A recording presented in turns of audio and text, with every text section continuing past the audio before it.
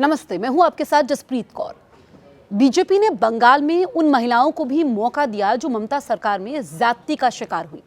न्याय की आस में वो दर दर भटकती रही, लेकिन उनकी सुनने वाला कोई भी नहीं था।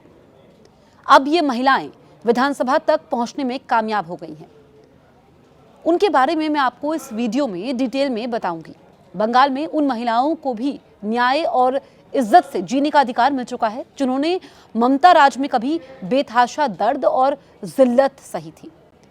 बीजेपी ने इन पर भरोसा जताया और टिकट देकर चुनाव में उतारा।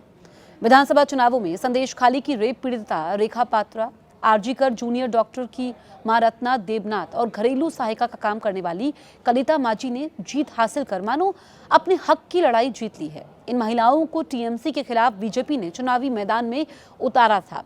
ये महिलाएं अब विधानसभा में दूसरों के हक की लड़ाई लड़ने के लिए तैयार हैं। आरजीकर की पीड़िता की मां रत्ना देवनाथ की जीत। रत्ना देवनाथ आरजीकर मेडिकल कॉलेज में हत्या का शिकार हुई जूनियर डॉक्टर की मां है। ममता बनर्जी के सीएम रहते उनकी बेटी के साथ हुई दरिंदगी ने पूरे देश को झकझोर करके रख दिया। अपनी बेटी के लिए न्याय की गुहार लगाने वाली मां रत्ना देवनाथ को बीजेपी ने उत्तर 24 परगना जिले की पानीहाटी विधानसभा सीट से चुनावी मैदान में उतारा था। रत्ना ने टीएमसी उम्मीदवार तीर्थकर घोष को 28,836 वोटों के भारी मार्जिन से हरा दिया। वहीं सीपीआईएम के उम्मीदवार कलतन दासगुप्ता भी काफी पीछे छूट गए। रत्ना देवनाथ को कुल 87,977 वोट मिले। रत्ना देवनाथ ने चुनाव प्रचार के समय अपनी इस निजी त्रासदी को बंगाल की महिलाओं की सुरक्षा के लिए एक नैतिक लड़ाई बना दिया।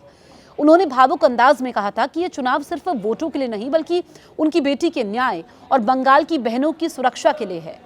रत्ना ने आरोप लगाया कि बंगाल की महिलाएं एक ऐसी सरकार के तहत पीड़ित हैं जो उनकी चीखों को अनसुना कर देती है। अब बात करते हैं रेखा महापात्रा की। संदेश खाली गैंगरेप की पीड़िता हैं। बीजेपी ने उनको हिंगलगंज से चुनावी मैदान में उतारा था।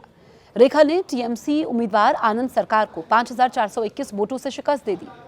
बीजेपी ने 2024 के लोकसभा चुनाव में भी रेखा पात्रा को बशीरहाट लोकसभा सीट से उम्मीदवार बनाया था। तब वो जीत नहीं सकी थी, लेकिन विधानसभा चुनाव में रेखा पात्रा ने टीएमसी उम्मीदवार को हरा दिया है। दूसरों के घरों में बर्तन धोने वाली कलिता माझी चुनाव जीती हैं।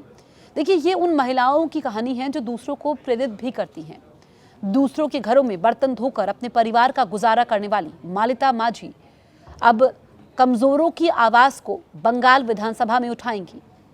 औसग्राम से बीजेपी के टिकट पर चुनाव लड़ने वाली कलिता माझी ने टीएमसी उम्मीदवार श्यामा प्रसन्ना लोहार को हरा दिया। 2500 रुपए के बदले दूसरों के घरों में बर्तन धोने का काम करती हैं कलिता, अब विधायक बन चुकी हैं।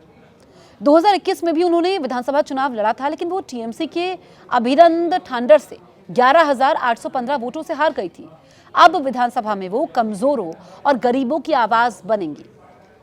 आपको बता दें कि 294 विधानसभा सीटों वाले बंगाल में बीजेपी गठबंधन ने 206 सीट के साथ ही प्रचंड जीत हासिल कर ली है। टीएमसी को 81 सीटें मिली हैं। आरजीकर रेप पीड़िता की मां रत्ना का चुनावी सफर चुनौतियों से भरा रहा।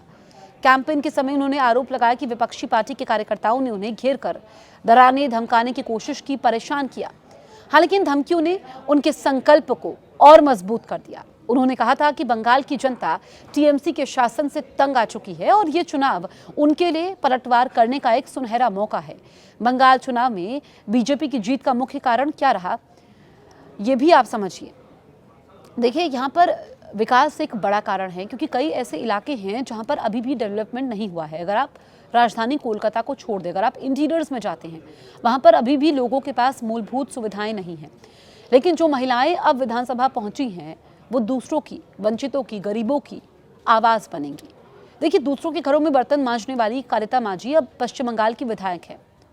औसग्राम सीट से बीजेपी प्रत्याशी कलिता ने टीएमसी के श्यामा प्रसन्न लोहार को हराया, इतिहास रच दिया। कभी महज 2500 रुपए कमाने वाली, नामांकन के लिए दस्तखत सीखने वाली कलिता अब विधानसभा में गरीबों की आवाज बनेगी। उनकी ये जीत लोकतंत्र की उस ताकत का प्रमाण है जहां एक साधारण घरेलू सहायिका सत्ता के शिखर तक पहुंच सकती है। कल तक जिन हाथों में दूसरों के घरों के झूठे बर्तन और झाड़ू पोछा हुआ करता था, आज उन हाथों में बंगाल में औसग्राम की जनता ने अपनी तकदीर की चाबी सौंप दी है।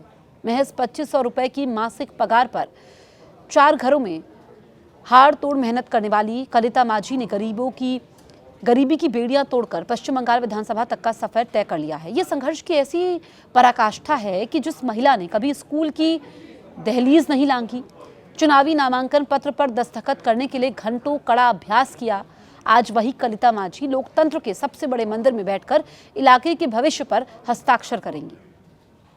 जब चुनावी नतीजे आए तो 12,535 वोटों के अंतर ने यह साबित कर दिया कि सत्ता अब सिर्फ महलों की जागीर नहीं बल्कि झोपड़ी से निकली एक अदृश्य घरेलू सहायिका की भी उतनी ही हकदार है।